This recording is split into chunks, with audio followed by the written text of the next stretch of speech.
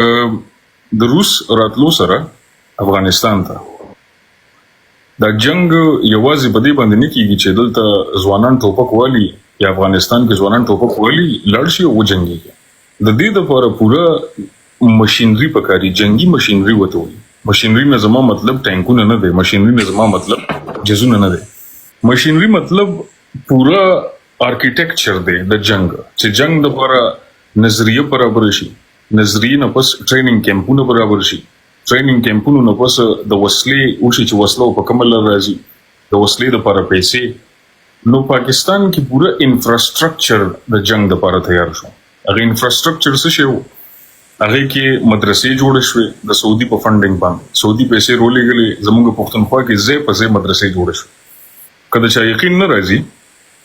نو د خیبر پښتونخوا بیورو اف سټاتسټکس هغه نه تاسو ریپورت راوړل چې د روس د جنگ نه مخکې په خیبر پښتونخوا کې څو مدرسې وي د روس د جنگ نه پس په خیبر پښتونخوا کې څو مدرسې جوړ شوې او دا مدرسو فندینګ بیا ریسرچ وکړي چې د مدرسو فندینګ د کم ځای نه شوی هغه مدرسې ته پیسې به د کم ځای نه راتلې نو دا دوه سوالونه باندې تحقیق وکړي دا انفراستراکچر په پښتونخوا کې تیار شو کیمپونه مولګېدل مدرسې جوړ شوې نظریه د جهاد شروع شوله مولایانو تبلیغ شروع کو د جهاد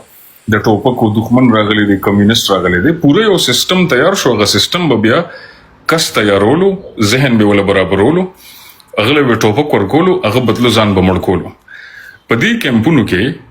او تاقونه کمرې جوړ شوی په کمرو کې به په دیوال باندې د جنت پینټینګونو دا که تاسو ځوانانو کتلی یعنی کتلی زبې د تبعو خیمه په کمرو کې به په دیوال باندې د جنت پینټینګونو باغې کې به واړه واړه خولې لکان جوړ شي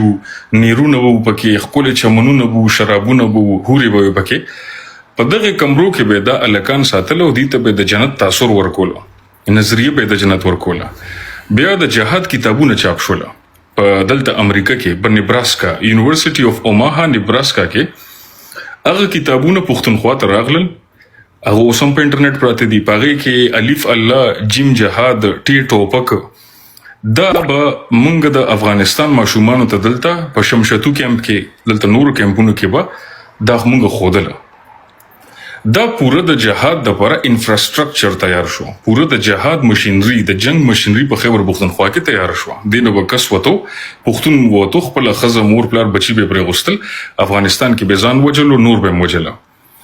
اوس ډاکټر عثمان صاحب دلته اشاره وکړه چې خپل زمونږ چارواکه په دې کړنو باندې خپېمانه دي نو زه بدلته یو تاسو کوم د ټولو ځوانانو نه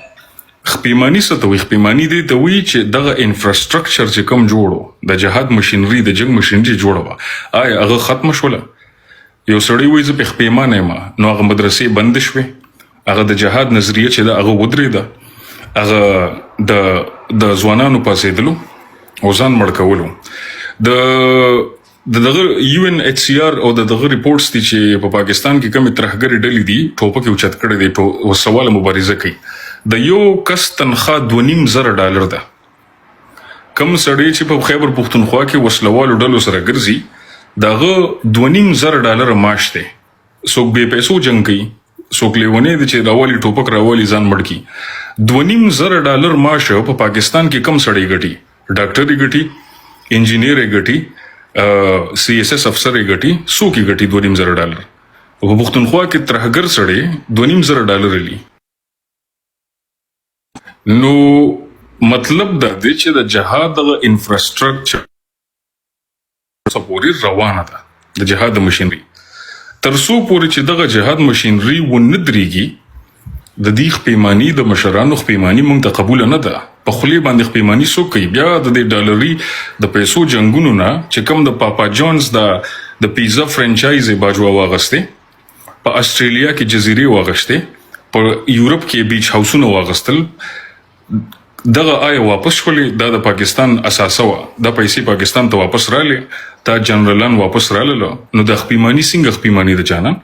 خپېمانی په دې باندې نه ده چې په خله باندې وي زخ پیمانه مطلب عمل خې چې ماغه جهادي نظام هم ختم کو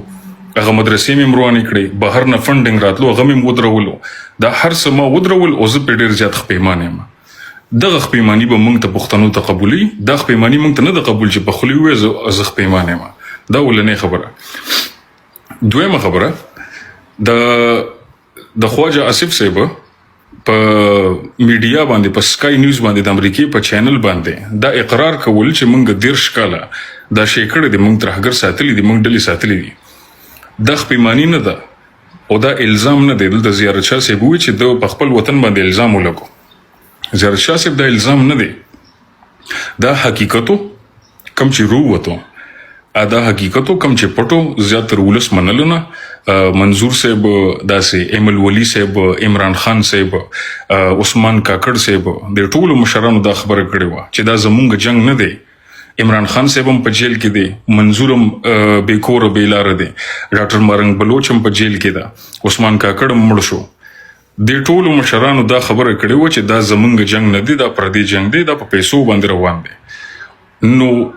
خواجه آصف صاحب صرف د هغې اقرار وکړو کم شی چې زمونږ ټولو مشرانو بشمول عمران خان، ایمل ولی، منظور پښتینه د ټولو ویلې.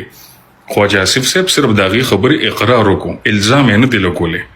زمونږ د مشرانو د خبرو تایید یې وکړو. دلته به بعضې ځوانان د عمران خان پلویاني، بعضې به د منظوري، بعضې به د مرنګ بلوچي، بعضې به د عثمان کاکړي، بعضې به د محمود خان چکزی وي. د ټولو مشرانو به دا خبره کوله. خواجه آصف د هغې اقرار وکړو په انټرنیشنل میډیا باندې. نو دا نه خواجه آصف الزام لګولی دی په پاکستان، دا اقرار وکړو. او دویمه خبره دا خپېماني نه ده چې په خوله باندې پاکستان حکومت یا د مشرانو وي چې موږ خپېمان وو. دا خپېماني به داسې وي چې کله دا جهادي نظام ټول جوړ دی په پښتونخوا کې، مدرسې جوړې دي، فنډینګ روان دی، دا ترهګرې ډلې $2.5 معاش لي چې دا هر څه ودرېږي، نو موږ به وایو چې دا خپېماني ده. تر اوسه پورې ترهګرې حملې روانې وې، هر څه کېدله، خو کله نه چې پښتونخوا ته د ماینز اینډ منرلز اکټ 2015 رامخې ته شو، ترهګرې حملې ټولې ودرېدې. د ولس په ځمکه باندې جنګ راوستل ځکه ضروري و چې چاینا، چین چې دی، په امریکې باندې دا ټول معدن بند کړله. د امریکې او د چین تجارتي جګړه روانه ده. نو امریکې ته چې کله معدن پکار شو، معدنیات پکار شو، د امریکې یو سینیټر راغی پاکستان کې د معدنو باندې کانفرنس وکړو، معدنیاتو باندې. کانفرنس نه بس ډایرکټ پاکستان حکومت ماینز اینډ منرلز اکټ 2025 روباسلو د پښتونخوا معدن دپاره، او ټول جنګونه دلته ودرېدل. ترهګرې ډلې خاموشه شوې، هر چا ټوپک یې کېغوستی. نو دا خپېماني نه ده، مطلب دا سلسله تر اوسه پورې روانه ده او دا سلسله به روانه وي. خپېماني به زه د پاکستان د چارواکو وله ومنم چې دا سیسټمونه ودرېږي، دا جهادي نظام ودرېږي، دا مدرسې ختمې کړي، دغه کتابونه چې د جهاد ښودلې کېږي، دغه معاش چې ورکړی کېږي، دا هر څه ودرېږي. نو بیا به خپېماني پښتنو ته قبول وي. مننه کوم.